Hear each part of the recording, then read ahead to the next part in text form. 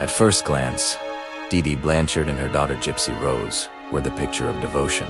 Neighbors in Springfield, Missouri saw them as inseparable. A brave single mother and her terminally ill child. Fighting through life, together with radiant smiles and pink ribbons, they seemed to embody love, courage, and hope. But behind their pastel-colored home on West Volunteer Way lay a secret so twisted it would end in murder. Gypsy Rose Blanchard was born in 1991, a beautiful baby with big brown eyes. Her mother, Claudine, Dee Blanchard, told everyone that from birth, Gypsy was sick, terribly, incurably sick. She said Gypsy suffered from leukemia, muscular dystrophy, seizures, asthma, hearing and vision problems, and even brain damage. The acciated Gypsy was in a wheelchair, BDS. She had a feeding tube. Bikato says she had undergone dozens of unnecessary surgeries. The truth, Gypsy wasn't sick at all. Her mother had fabricated everything.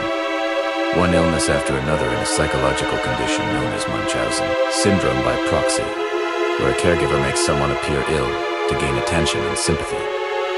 And for years, no one questioned it. DDS lies were airtight. She forged medical records. She switched doctors constantly to avoid suspicion.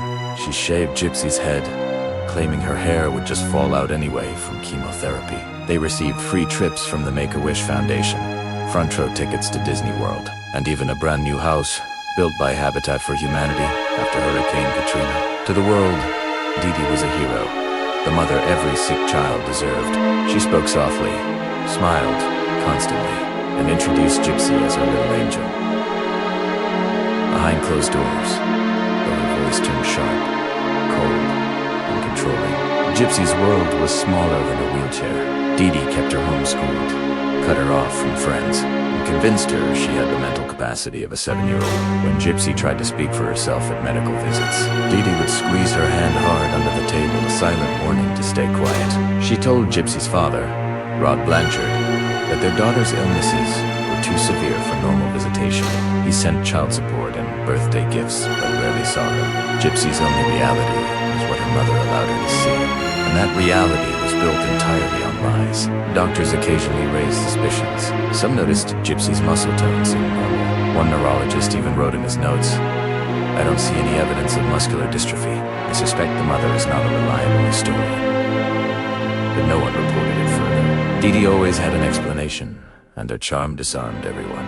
To the community, Gypsy was fragile. To Dee, she was a means of control. And to Gypsy herself, she was beginning to wonder who she really was. Everything changed the day Gypsy secretly got her hands on a laptop late at night after her mother went to sleep. She logged online. For the first time, she entered a world beyond her pastel prison, chatting with people, watching movies, discovering she could walk perfectly fine. She began to question everything Dee had ever told her. She even began to dream of freedom, love, and a life outside her mother's control. And that's when she met Nicholas Goddejean, a man who would soon become both her savior and her partner in murder. Late at night, under the soft hum of her mother's oxygen machine, Gypsy Rose Blanchard would quietly open her hidden laptop. Her only portal to freedom, the world outside her mother's pink-walled home was vast, thrilling, and terrifying. And that's where she met Nicholas Goddejean. Nicholas was a socially awkward young man from Wisconsin, with a history of mental illness and autism spectrum disorder. He worked at a pizza restaurant, lived a quiet life, and, like Gypsy, felt misunderstood and isolated. They met on a Christian dating site in 2012. At first, it was innocent messages about faith, kindness, and favorite movies. But soon, the conversations turned deeper, darker. They began role-playing fantasy characters. Ayas, a dark, protective figure. She as the helpless princess, trapped by an evil queen. For Gypsy, the fantasy was intoxicating. For the first time in her life, someone saw her not as sick, weak, or broken, but as desirable. Gypsy and Nick's relationship quickly became obsessive. They would message for hours every night, whispering about their future marriage, children, freedom. Gypsy began sneaking out of her mother's control in small ways. She started wearing makeup, online shopping, watching adult movies, even ordering things Dee would never approve of. In 2015, She convinced Dee Dee to take her to a Beauty and the Beast movie screening. What Dee Dee didn't know was that Nick was there too. Their first real meeting in person. During the movie, Nick tried to flirt, even touched Gypsy's hand. Dee Dee noticed immediately. Furious, she dragged Gypsy home and smashed her computer with her bare hands. That night, she screamed, "You'll never be with anyone but me." Then she chained Gypsy's wrist to the bed for 2 weeks. That was a night something inside. Gypsy snapped. She had spent her entire life believing she was sick, poisoned with pills, confined to a wheelchair, and forced to undergo surgeries she didn't need. Her mother had stolen her body, her mind, and her identity. And now, she realized Dee Dee would never let her go. Online, Nick promised to save her. He said he'd protect her no matter what it took. And one night, Gypsy whispered the unthinkable. "The only way I'll ever be free is if she's gone."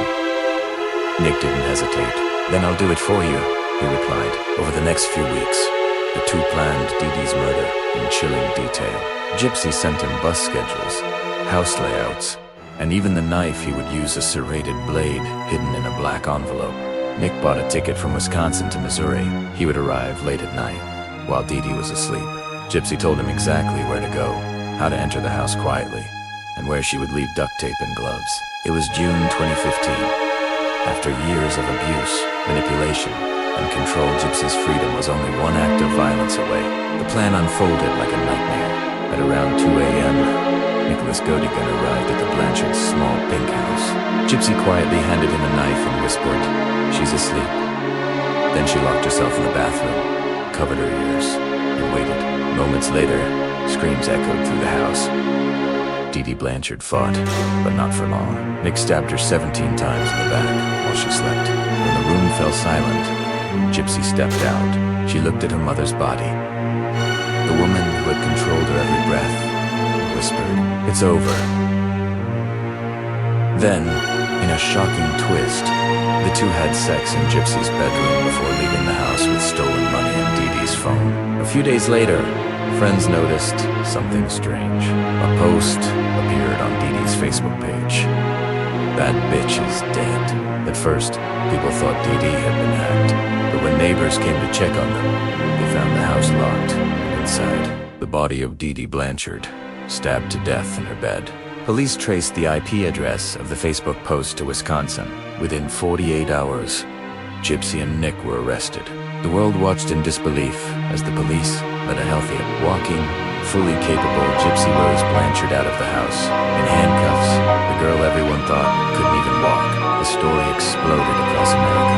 Headlines screamed, "Wheelchair girl, not sick, kills mother." Neighbors were stunned.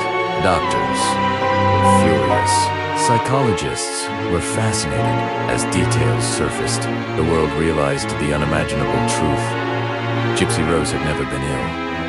She had been a hostage her entire life. Her diseases, her wheelchair, her feeding tube, all part of her mother's delusion and control. Dee Dee had fooled hospitals, charities, and even the law, but she couldn't fool her daughter forever.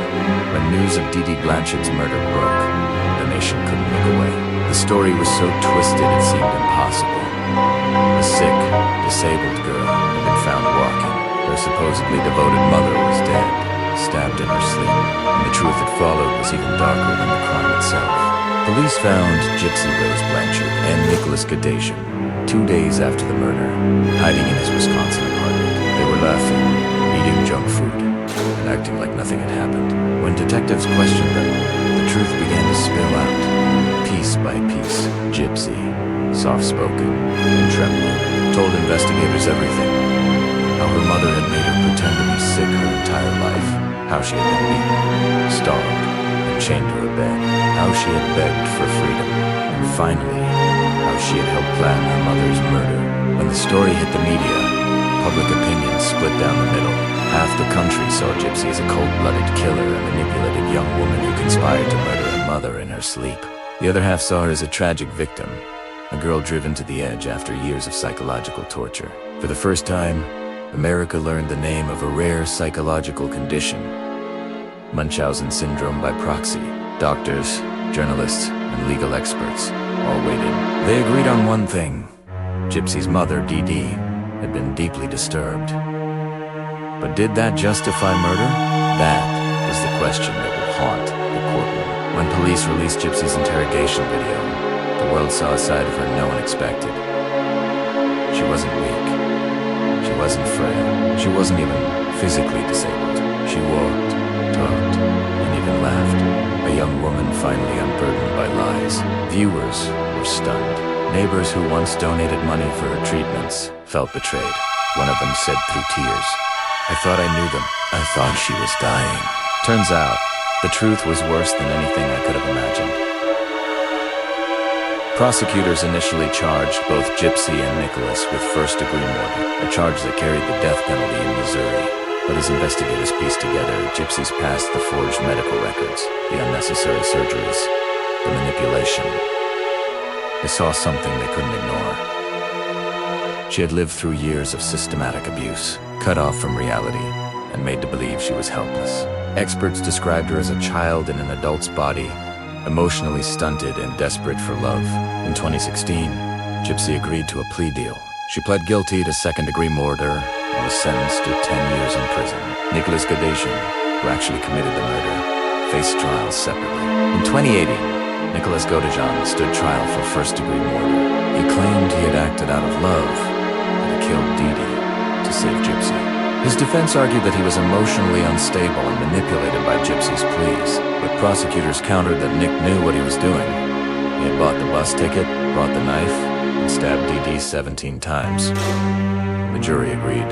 Nicholas Gadesian was convicted and sentenced to life in prison without parole. Gypsy later said she still loved him, but also admitted she felt safer with him behind bars. Ironically, prison was the first place Gypsy Rose Blanchard ever experienced freedom. For the first time, she could walk wherever she wanted. She could eat what she liked, choose her clothes, make friends, read, and think for herself. She gained weight, her hair grew back, and her voice grew stronger. In a 2017 interview from prison, she smiled and said something that chilled and inspired millions. "I feel freer in here than I ever did with my mom." That quote went viral. It turned Gypsy from a tabloid villain into a symbol of survival. As documentaries and interviews emerged, Mommy, Dad, and Dearest HBO, 2017, The Act Hulu, 2019, public opinion began to change dramatically. People who once condemned her began to empathize. Psychologists explained that Gypsy had been groomed to obey her mother completely, that she never learned how to think or act independently. To them, the murder wasn't about malice, it was about escape. Was Gypsy Rose Blanchard a murderer? Yes. But was she evil? That answer isn't so simple. Her story forced America to confront how abuse can twist reality, how a victim can become both the oppressed and the aggressor. In the eyes of the law, Gypsy paid her price. In the eyes of society, she became something more complicated. A tragic heroine, a product of unimaginable cruelty, and a warning of what happens when no one questions a perfect lie.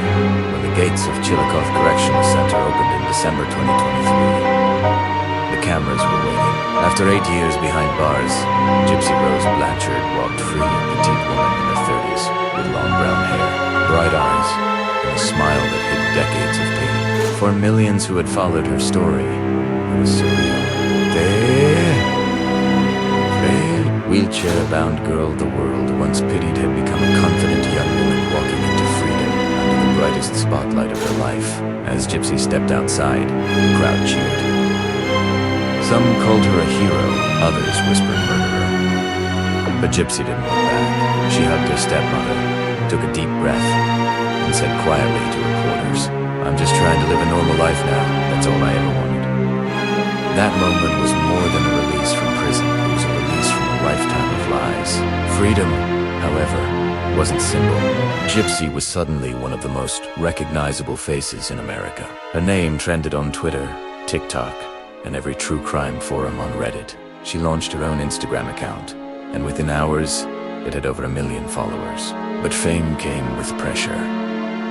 Everyone had an opinion about her. The survivor, the killer, the victim, the manipulator. In interviews, Gypsy spoke candidly about her struggles to adjust, learning how to live on her own, make decisions, trust people, and understand relationships. All things her mother had denied her. I feel like I'm starting my life at 32, she told People magazine.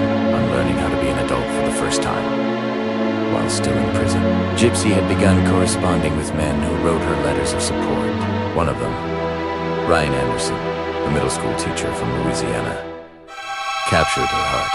They married in a small prison ceremony in 2022. Though they later separated, Gypsy described Ryan as a kind person who believed in my change. After her release, she began attending therapy, reconnecting with family members who had once been estranged, and advocating for abuse survivors. Gypsy said she hoped to one day start a foundation to help others suffering from Munchausen by proxy and domestic abuse. Gypsy's story quickly became a global obsession again. Every talk show wanted her. Every podcast wanted her voice. Every documentary wanted to follow up on her life after freedom. Hulustiac 2019 had already dramatized her life, starring Joey King as Gypsy and Patricia, Arquette as Dee. They asked Dee their performance that won an Emmy Award. But the real Gypsy wasn't an actress. She was still trying to find herself. She participated in a new documentary, The Prison Confessions of Gypsy Rose Blanchard, where she spoke with raw honesty about her choices and regrets. I don't think what I did was right, she said, but I understand why I did it. I just wish someone had seen the signs before it got to that point. Gypsy's freedom reignited debates across the U.S. Was she a symbol of resilience or a dangerous precedent? Critics argued she had committed premeditated murder and deserved her sentence. Supporters countered that the justice system had failed to protect her long before she ever picked up that knife. For every free Gypsy t-shirt sold, there was a voice online saying she didn't deserve redemption. And yet, the public fascination never faded. In many ways, Gypsy's case changed the way America looked at abuse, control, and mental illness. Doctors began to recognize the signs of Munchausen by proxy earlier. Lawmakers discussed reforming guardianship laws. Advocacy groups cited her story in training materials for nurses, teachers, and social workers. But beyond the headlines and documentaries, Gypsy's legacy is deeply human. A girl who lived a lie for 20 years, committed a crime to escape it, and somehow turned her darkness into a kind of light. She once said in a 2024 interview, "People call me brave, but I'm not. I'm just someone who survived. And now I want to help others survive too." Today, Gypsy Rose Blanchard lives quietly in Missouri.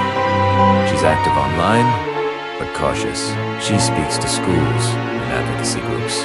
She still receives letters from people who see her as a symbol of strength. But the truth, she says, is simpler. I'm not famous. I'm not a hero. I'm just someone trying to make peace with her past. And perhaps that's the real ending.